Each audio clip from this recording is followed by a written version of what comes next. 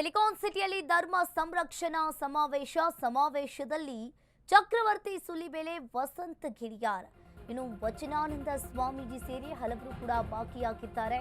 Silicon ಸಿಟಿಯಲ್ಲಿ ಧರ್ಮ ಸಂರಕ್ಷಣಾ ಸಮಾವೇಶದಲ್ಲಿ ಚಕ್ರವರ್ತಿ ಸುಲಿಬೆಲೆ ವಸಂತ ಗಿರಿಯಾರ್ ಅವರು ಭಾಗಿಯಾಗಿದ್ದಾರೆ. ಹಾಗೆ ವಚನಾನಂದ ಸ್ವಾಮೀಜಿ ಸೇರಿ ಹಲವರು ಕೂಡ ಭಾಗಿಯಾಗಿರುವಂತದ್ದು.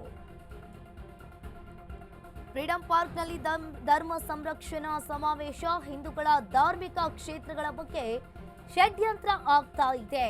ಬೃಹತ್ ಸಮಾವೇಶದಲ್ಲಿ ವಸಂತ್ ಗಿರಿಯಾರ್ ಹೇಳಿಕೆಯನ್ನ ನೀಡಿರುವಂತದ್ದು.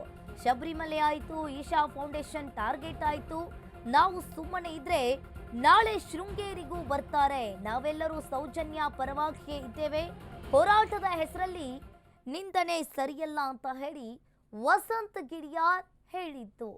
ಇನ್ನು ಸಿಲಿಕಾನ್ ಸಿಟಿಯಲ್ಲಿ ಧರ್ಮ ಸಂರಕ್ಷಣಾ ಸಮಾವೇಶದಲ್ಲಿ ಹಲವಾರು ರಾಜಕೀಯ ಮುಖಂಡರು, ಹಿಂದೂ ಕಾರ್ಯಕರ್ತರು ಕೂಡ ಭಾಗಿಯಾಗಿದ್ದಾರೆ. ಈ ಸಮಾವೇಶದಲ್ಲಿ ಚಕ್ರವರ್ತಿ ಸುಲಿಬೆಲೆ, ವಸಂತ್ ಗಿರಿಯಾರ್ ಹಾಗೆ ವಚನಾನಂದ ಸ್ವಾಮೀಜಿ ಸೇರಿ ಹಲವರು ಹಿಂದೂ ಕಾರ್ಯಕರ್ತರು ಕೂಡ ಭಾಗಿಯಾಗಿರುವಂಥದ್ದು. ಹಿಂದೂಗಳ ಧಾರ್ಮಿಕ ಕ್ಷೇತ್ರಗಳ ಬಗ್ಗೆ ಈಗಾಗಲೇ ಷಡ್ಯಂತ್ರ ಆಗ್ತಾ ಇದೆ. ಇನ್ನು ಬೃಹತ್ ಸಮಾವೇಶದಲ್ಲಿ ವಸಂತ್ ಗಿರಿಯಾರ್ ಹೇಳಿಕೆಯನ್ನ ನೀಡಿರುವಂಥದ್ದು. ಒಂದು ರೀತಿಯಾಗಿ ಶಬರಿಮಲೆ ಆಯಿತು, ಈಶಾ ಫೌಂಡೇಶನ್ ಆಯಿತು, ಈಗ ಧರ್ಮಸ್ಥಳಕ್ಕೆ ಬಂದಿದ್ದಾರೆ. 3 ತಿಂಗಳ ಹಿಂದೆ ಎಲ್ಲರ ಮುಖದಲ್ಲೂ ಸೂತಕವಿತ್ತು, ಈಗ ಸೂತಕವಿಲ್ಲ, ಎಲ್ಲರ ಮುಖದಲ್ಲೂ ಸಂತೋಷವಿದೆ. ಧರ್ಮಸ್ಥಳ ವೀರೇಂದ್ರ ಹೆಗ್ಗಡೆ ಅವರ ಮೇಲೆ ಅನುಮಾನವಿಲ್ಲ. ಇನ್ನು ಧರ್ಮ ಸಂರಕ್ಷಣಾ ಸಮಾವೇಶದಲ್ಲಿ ಚಕ್ರವರ್ತಿ ಸುಲಿಬೆಲೆ ಹೇಳಿಕೆಯನ್ನ ನೀಡಿದ್ದಾರೆ. ವೀರೇಂದ್ರ ಹೆಗ್ಗಡೆ 55 ವರ್ಷ ಸಮಾಜಕ್ಕೆ ದುಡಿದಿರುವ ವ್ಯಕ್ತಿ. ಧರ್ಮಸ್ಥಳದಲ್ಲಿ ಬುರುಡೆ ಸಿಕ್ಕಾಗ ವಿಜಯೋತ್ಸವವನ್ನ ಮಾಡಿದ್ರು, ಏನು ಸಿಗದಿದ್ದಾಗ ಧರ್ಮಸ್ಥಳದ ಕಡೆ ಕೆಲವರು ವಾಲಿದ್ರು. ಸತ್ಯ ಹೊರ ಬಂದಾಗ ನ್ಯೂಟ್ರಲ್ ಆಗಿ ಆಟವಾಡ್ತಾರೆ. ಧರ್ಮ ಸಂರಕ್ಷಣಾ ಸಮಾವೇಶದಲ್ಲಿ ಚಕ್ರವರ್ತಿ ಸುಲಿಬೆಲೆ ಹೇಳಿಕೆಯನ್ನ ನೀಡಿದ್ದಾರೆ. 3 ತಿಂಗಳ ಹಿಂದೆ ಎಲ್ಲರ ಮುಖದಲ್ಲೂ ಸೂತಕವಿತ್ತು, ಆದರೆ ಈಗ ಸೂತಕವಿಲ್ಲ. ಇನ್ನು ಧರ್ಮಸ್ಥಳಕ್ಕೋಸ್ಕರ ವೀರೇಂದ್ರ ಹೆಗ್ಗಡೆ ಅವರು 55 ವರ್ಷ ಕೆಲಸವನ್ನ ಮಾಡಿದ್ದಾರೆ ಅಂತ ಸುಲಿಬೆಲೆ ಅವರು ಹೇಳಿರುವಂತದ್ದು. ನಿಧಾನವಾಗಿ ಸ್ವಲ್ಪ ಬುದ್ಧಿಮತ್ತೆ ಇವನಿಗಿಂತ ಜಾಸ್ತಿ ಇರೋ ಮತ್ತೊಬ್ಬನನ್ನು ಕರ್ಕೊಂಡು ಬಂದು ಸೇರಿಸಿ ದಿನ ಬೆಳಗಾದ್ರೆ ಮಾತನಾಡ್ಲಿಕ್ಕೆ ಹಚ್ಚಿದ್ರು. ಸೌಜನ್ಯನನ್ನು ಪಕ್ಕಕ್ಕಿಟ್ರು, ದಿನ ಬೆಳಗಾದ್ರೆ ಹೊಸದೊಂದು ಕತೆ ತಗೊಂಡು ಬಂದ್ರು. ನಾವು ಮೊದಲು ಸೌಜನ್ಯನಿಗಾಗಿ ಹೋರಾಟ ಅಂತ ಮಾಡ್ತಿದ್ದವರು ಆ ಹೊಸ ಕಥೆಗಳನ್ನು ನಂಬ್ತಾ ಹೋದ್ವಿ.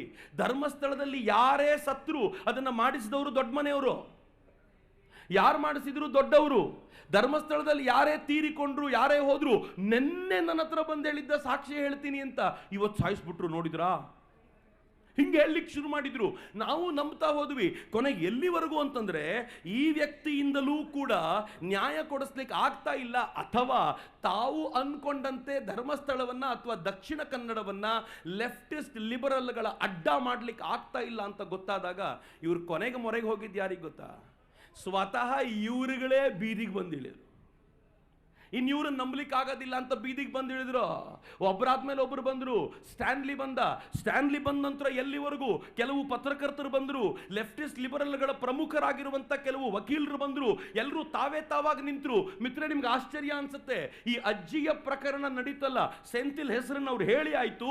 ಆ ಸೆಂಥಿಲ್ನ ಬಳಸ್ಕೊಂಡು ದೆಹಲಿನಲ್ಲಿ ಈ ಅಜ್ಜಿ ಏನ್ ಮಾತನಾಡಬೇಕು, ಯಾವ ಕಥೆಯನ್ನು ಕಟ್ಟಬೇಕು ಎನ್ನುವಂತ ಎಲ್ಲ ಡೀಟೇಲ್ಗಳನ್ನ ಅವರು ಕಂಪ್ಲೀಟ್ ಆಗಿ ಪ್ಲಾನ್ ಮಾಡಿದ್ರು ಅಂತ ಅವ್ರು ಹೇಳಿರೋ ಆರೋಪಗಳನ್ನ ಇವತ್ತು SIT ಚರ್ಚೆ ಮಾಡಲಲ್ಲ. ಏನ್ ಮಾಡಿದ್ರು ಗೊತ್ತಾ? ನಿಧಾನವಾಗಿ ಸ್ವಲ್ಪ ಬುದ್ಧಿಮತ್ತೆ ಇವನಿಗಿಂತ ಜಾಸ್ತಿ ಇರೋ ಮತ್ತೊಬ್ಬನನ್ನು ಎಳ್ಕೊಂಡು ಬಂದು ಮಾಡ್ಲಿ SIT. ಇವ್ರು ಈ ಪ್ರಕರಣ ಯಾವಾಗಾಯ್ತೋ ಎಲ್ಲ ಲೆಫ್ಟಿಸ್ಟ್ಗಳು ಬೀದಿಗೆ ಬಂದ್ರು, ಇಸ್ಲಾಮಿಸ್ಟ್ಗಳು ಬೀದಿಗೆ ಬಂದ್ರು, ಇವ್ಯಾಂಜಲಿಸ್ಟ್ಗಳು ಬೀದಿಗೆ ಬಂದು ಇವತ್ತಿನ ಫೈಟ್ ಪೂರ್ತಿ ಅವ್ರು ಮಾಡ್ಲಿಕ್ಕೆ ನಿಂತಿದ್ದಾರೆ. ಮಿತ್ರ, ಒಂದು ಹಂತದಲ್ಲಂತೂ ಇವ್ರು ಎಷ್ಟು ಕೈ ಚೆಲ್ಲಿ ಬಿಟ್ರು ಅಂತಂದ್ರೆ, ಸ್ವತಃ SDPI ಬೀದಿಗೆ ಬಂದು ಮುಸಲ್ಮಾನರೇ ಇದರ ಹಿಂದೆ ಇದ್ದಾರೆ ಅನ್ನೋದನ್ನ ಅದು ಪ್ರತ್ಯಕ್ಷ ತೋರಿಸಿಕೊಳ್ಳುವ ಮಟ್ಟಿಗೆ ಆಗಲೂ ನಮಗೆ ಅರ್ಥ ಆಗಲಿಲ್ಲ. ನನಗೊಬ್ಬ ಮಿತ್ರ ಮೆಸೇಜ್ ಹಾಕಿದ, SDP ಇವರು ಹೋರಾಟಕ್ಕೆ ಬಂದರು, ಇನ್ನು ನಾವು ಹೋರಾಟಕ್ಕೆ ಬರಲಿಲ್ಲ ಅಂದರೆ ಏನರ್ಥ? ನಾನು ಅನ್ಕೊಂಡೆ ನಮ್ಮ ಪರವಾಗಿ ಮಾತನಾಡ್ತಿದ್ದಾನಂತ. ಇಲ್ಲ, ಅವ್ರ ಪರವಾಗಿ ಮಾತನಾಡ್ತಿದ್ದಾನೆ. SDP ಅವರು ಬಂದಾಯ್ತು ಅಂತ. ನಾನಂದೆ ಇನ್ಮೇಲೆ ನೀನು ಮೆಸೇಜ್ ಮಾಡಿದ್ರೆ ಕಪಾಳಕ್ಕೆ ಹೊಡಿತೀನಿ, ನಿನ್ನನ್ನು ನನ್ನ ಗ್ರೂಪಿನಿಂದ ಅನ್ಫ್ರೆಂಡ್ ಮಾಡ್ತೀನಿ ಅಂತ. ಅವತ್ತು ಅನ್ಫ್ರೆಂಡ್ ಮಾಡಿ ಬ್ಲಾಕ್ ಮಾಡಿದವರನ್ನ ಇನ್ನೂ ಅನ್ಬ್ಲಾಕ್ ಮಾಡಲಿಲ್ಲ, ಮಾಡೋದೂ ಇಲ್ಲ. ಮಾಡ್ಲಿ